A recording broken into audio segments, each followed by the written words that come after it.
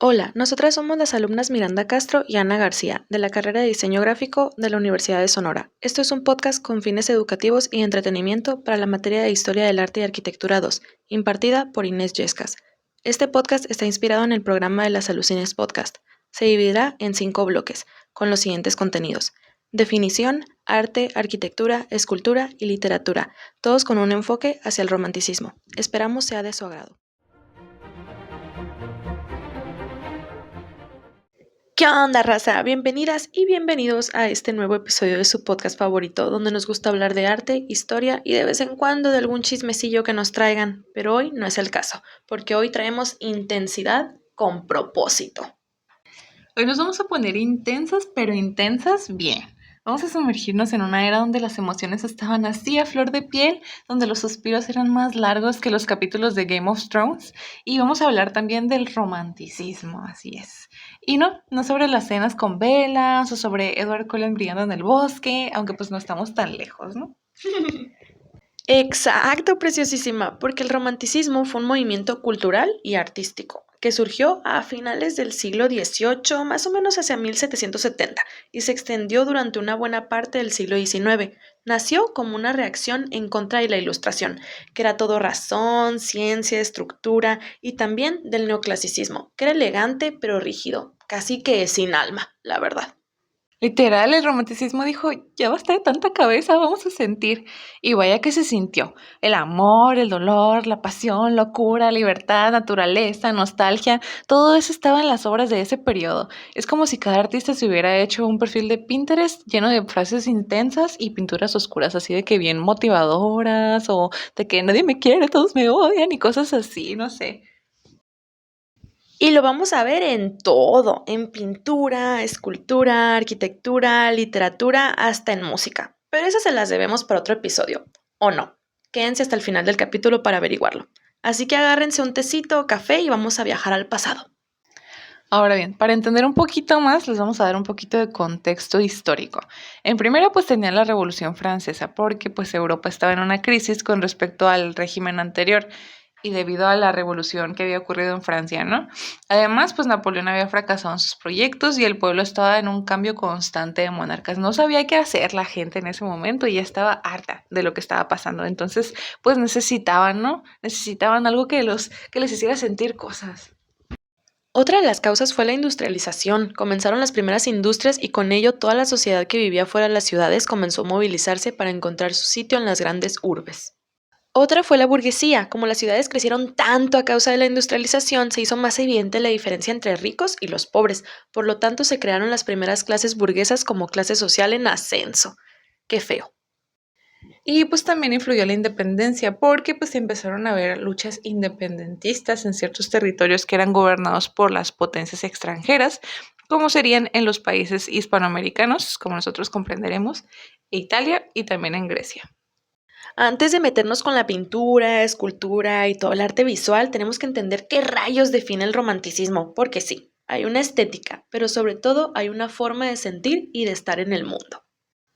Una de las características clave es la subjetividad y el sentimentalismo. Aquí ya no importa tanto lo que es objetivo o lo universal, sino lo que tú sientes. Es como cuando haces un dibujo todo raro en tu sketchbook, pero dices, este soy yo, llorando, pero en abstracto. Y hablando de eso, la imaginación es otro elemento clave. El artista romántico se lanza a crear mundos, a soñar, a inventar criaturas, paisajes imposibles, seres místicos. Otra súper importante es el individualismo. Aquí ya no hay que seguir lo que dicta la razón, o el Estado, o la iglesia, o la academia. Aquí el artista dice, yo tengo mi verdad, mi visión. Es muy bohemio en su cuartito, escribiendo poemas tristes con una vela prendida, así de que muy melancólico el asunto. Y con eso fíjate que viene la incomprensión, o sea, el clásico nadie me entiende. Los románticos eran los emos del siglo XIX, pero también lo usaban como motor creativo. Si no encajas en el mundo, entonces construyes uno propio. También está el sentimiento nacionalista, que aquí no es tanto como bandera de México y el grito y así, ¿no? Es como la búsqueda de la identidad, es más como un de dónde vengo, qué leyendas tiene mi pueblo, qué tradiciones me hacen único. Piensa en todas esas obras que rescatan el folclore, la mitología y la lengua local. Y obvio, la naturaleza. Pero no naturaleza bonita de postal, sino la naturaleza como espejo del alma. Si estás triste, es una tormenta. Si estás melancólica, es un bosque con niebla. Caspar David Friedrich lo entendió todo. Además, también hay una rebeldía estética y aquí no quieren seguir las reglas del neoclasicismo ni la simetría de los griegos. Aquí dicen, ¿y si pinto un monstruo? ¿Y si esculpo a una mujer desmayada en mármol llorando sangre así de que muy metafórica? Pues lo hacen, aquí sí lo pintan. ¿Y qué me dices de las temáticas fantásticas, míticas, religiosas y místicas? Aparecen hadas, demonios, ángeles, bosques encantados, apariciones, pactos con el diablo. Es muy gótico, es mágico, es intenso. Y pues así, finalmente el romanticismo propone un regreso al origen, un volver al inicio tal cual, a la emoción primaria, el asombro de lo desconocido, el alma del ser humano antes de que todo se volviera pues Excel, correo electrónico y horario de oficina, es la vida adulta pues. El romanticismo es una bofetada emocional. Te dice, pa, siente, imagina, llora, canta, crea. Y si te duele, pues que duela bonito. Por eso, aunque es del siglo XIX, sigue tan vigente, porque todos en algún momento hemos sido románticos, aunque no lo sepamos. Y ahora, a lo que todos vinimos, lo que todos estamos esperando, nuestro primer bloque, redoble de tambores.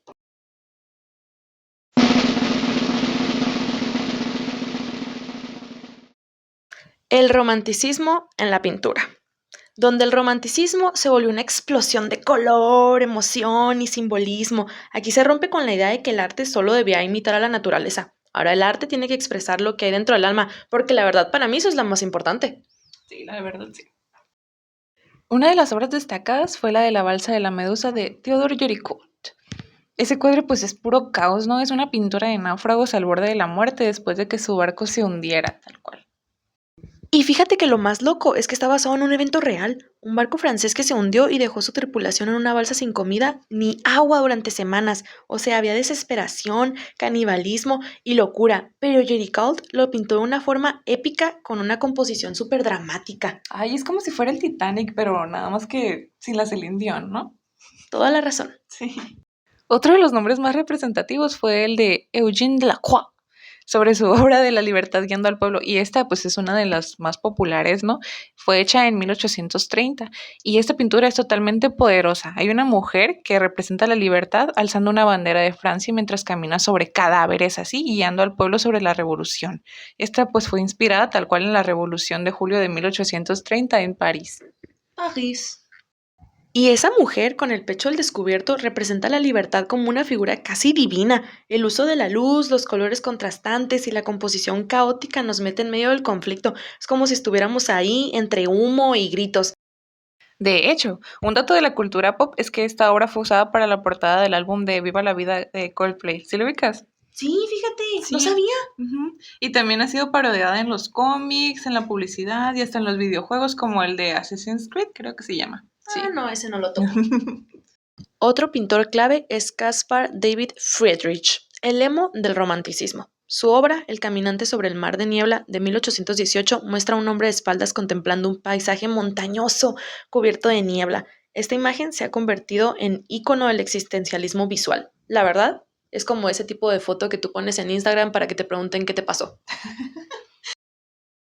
También se puede interpretar como la soledad del individuo frente a lo desconocido. Es pura introspección ese cuadro.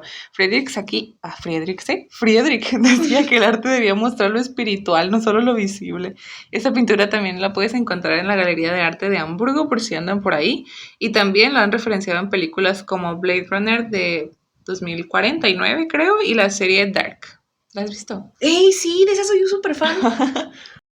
Otro artista importante fue Francisco de Goya, especialmente en su etapa oscura con obras como Saturno devorando a su hijo. Esa pintura da miedo, pero Sí. también es pura emoción desbordada.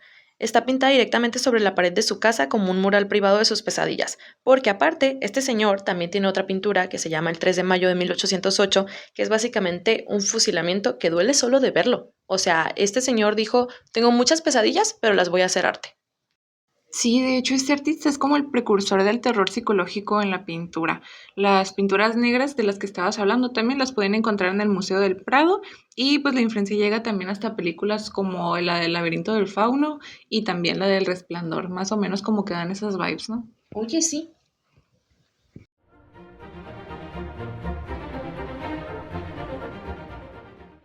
Ahora sí, preciosos, vamos a pasar al segundo bloque, que es el romanticismo en la escultura. Aquí la escultura romántica no fue tan masiva como la pintura o la literatura, pero cuando aparece, ¡wow! El drama está en cada pliegue del mármol, la verdad. Sí, oye, porque las esculturas románticas son como telenovelas en piedra. Todo es movimiento, expresiones intensas y poses épicas. ¿Quién dijo que el drama no se puede esculpir? En el romanticismo sí se puede. Por ejemplo, el beso de Auguste Rodin no es exactamente de pleno romanticismo, pero captura el alma del movimiento, pasión, emoción, sensualidad. Esta escultura representa a Paolo y Francesca, personajes de la Divina Comedia atrapados en un beso eterno. Ay, no, ¡Qué bonito! Esta escultura también la puedes encontrar en el Museo Rodin de París, por si andas por allá visitando las calles parisinas. Y se ha vuelto un símbolo universal del amor romántico, como hablábamos ahorita. Se ha referenciado en portadas de libros, en arte digital e incluso en esculturas urbanas, tipo, pues inspiradas en Rodin, ¿no? También tenemos a Francoise Rude. Perdónenme, no soy francesa, pero ese es su nombre. Con su obra La Marsellesa, en el Arco del Triunfo. Esta escultura muestra una figura femenina alada, la alegoría de la patria, guiando a los soldados. Movimiento, expresividad, fuerza, todo eso está ahí. Parece el póster de una película de acción francesa. Y también hay que mencionar la escultura funeraria romántica, que la podemos encontrar también en cementerios en París o hay uno en Buenos Aires que se llama La Recoleta, me parece, que pues en sí están llenos de ángeles dolientes, figuras que lloran y tumbas llenas de simbolismo. Es la máxima expresión del drama incluso después de la muerte. ¡Wow! ¡Qué profundo! Otros ejemplos por aquí, porque hay demasiado, como ya los dijimos, es Antoine Louis Barry, que tiene a su tigre devorando un caimán. Es básicamente drama animal en su máxima expresión. Y a Auguste Kiss, el caballero y el dragón. Básicamente un combate en mármol. Qué suave.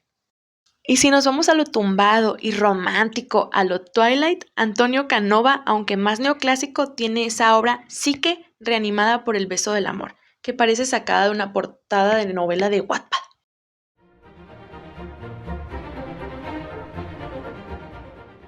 Y porque ustedes lo estaban esperando, llegamos a nuestro bloque 3, el romanticismo en la arquitectura. La arquitectura romántica recuperó estilos del pasado, sobre todo del neogótico, como una forma de conectar con una idea idealizada de la Edad Media.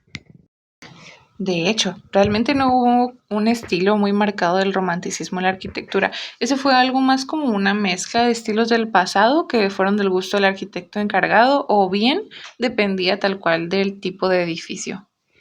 Un ejemplo clarísimo es el Palacio de Westminster en Londres, sede del Parlamento británico. Es una combinación de funcionalidad moderna con estética gótica, vitrales, pináculos, arcos apuntados.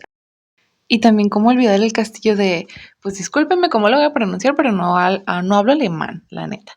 Pero se llama Castillo de Neuschwanstein. Fue mandado a construir por Luis II de Baviera, también conocido como el Rey Loco. Este castillo inspiró a Walt Disney para crear el Castillo de la Bella Durmiente. ¡Qué lindo! Así que sí, el romanticismo sí vive en Disneyland. ¡Qué bonito! Esto fue ya que el rey era fan de la ópera y quería vivir en un castillo de fantasía. Básicamente era el primer cosplayer de reyes medievales. Ay, si pudiera yo también haría lo mismo, la verdad está muy lindo. Sí, con dinero todo se puede. Otro ejemplo destacable es la Catedral de San Patricio en Nueva York, pura elegancia gótica en medio de la ciudad. También hay arquitectura romántica en Latinoamérica, sobre todo en iglesias y edificios civiles que mezclan estilos neogóticos con barroco. O sea, tú vas a la iglesia los domingos y chance tiene esa inspiración.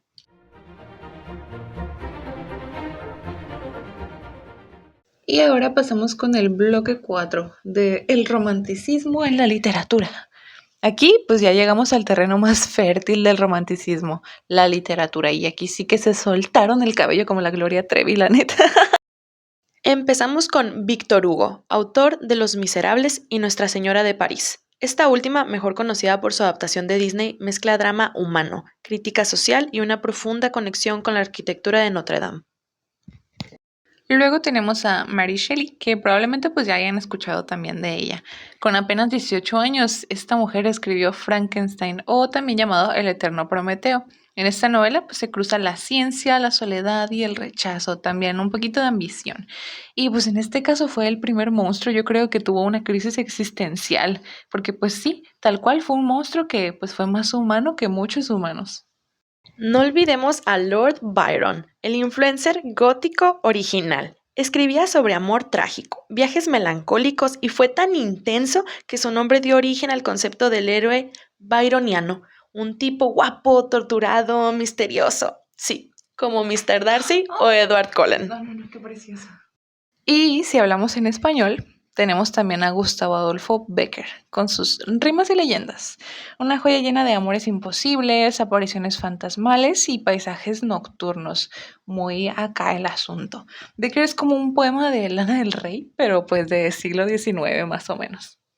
Otra obra destacada del periodo es Las penas del joven Werther, de Goethe.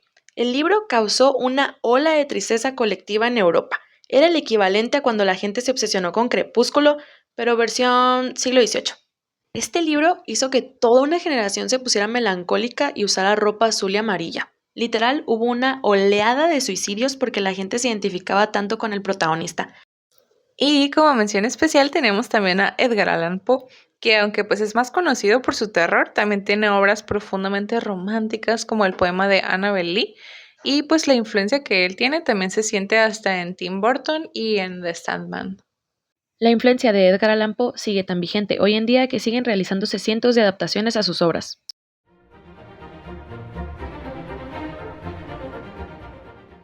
Ahora el bloque 5, porque ¿qué dijeron? ¿Que esto ya se iba a acabar? Pues no.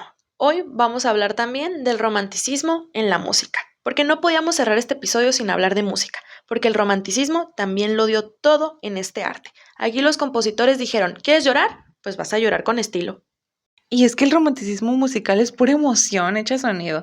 Piensen en Chopin y sus nocturnos que parecen escritos para una noche lluviosa, con el corazón roto, así muy como si fueras el personaje principal de la película.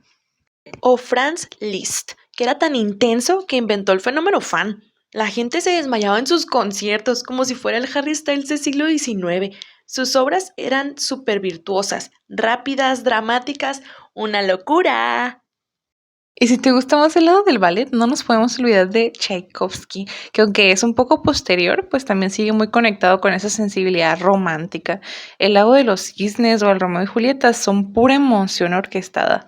Todo es pasión, destino trágico y belleza. Muy delicado, muy precioso. La música en esta época se vuelve más libre, más expresiva. Ya no se trata solo de seguir estructuras, sino de contar historias, de hacer sentir. Queríamos sentirnos los protagonistas y también serlo, y no los culpo.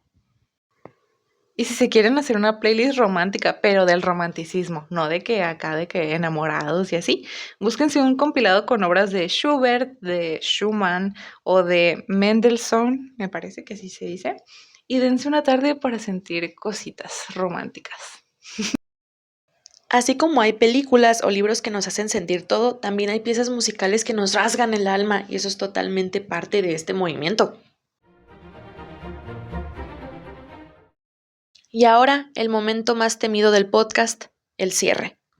Tenemos que el romanticismo fue mucho más que un estilo, fue una forma de sentir el mundo, de narrar el dolor y la belleza, lo perdido y lo soñado. Fue una resistencia emocional ante un mundo que se industrializaba y se volvía más frío. Este movimiento fue un espejo de una humanidad que no quería solo razonar, sino también llorar, amar y recordar. Y eso sigue resonando todavía hasta hoy, en nuestras películas, en libros, en la música o incluso en los videojuegos y en los memes. O pues acaso no amamos también a los personajes que son de que bien intensos. Yo digo que sí. Yo también.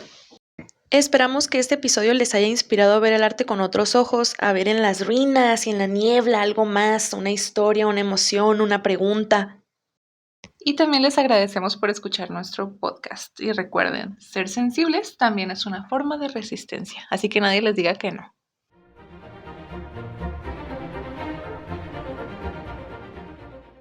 Para concluir, el romanticismo no solo fue un estilo artístico, sino una forma profunda de ver y sentir el mundo. Este movimiento nos recuerda que el arte también es emoción, intuición, memoria y experiencia personal, que lo humano, lo imperfecto y lo pasional también tiene valor dentro de los discursos culturales. En la pintura lo vimos con paisajes interiores y exteriores cargados de simbolismo, en la escultura con figuras que transmiten dolor, libertad o éxtasis. En la literatura lo pudimos ver también con historias que exaltan lo subjetivo, lo oscuro, lo sublime, y en la arquitectura con el regreso de los estilos medievales que no eran solo decorativos, sino que evocaban una forma de ver la historia como refugio o advertencia también. Gracias por acompañarnos en este recorrido. Esperamos que este episodio no solo les haya enseñado más sobre el romanticismo, sino que también les haya invitado a mirar el arte con más atención y empatía. Porque entender la historia del arte también es entender cómo nos hemos sentido, pensado y vivido como humanidad en general. Ahora sí, hasta la próxima.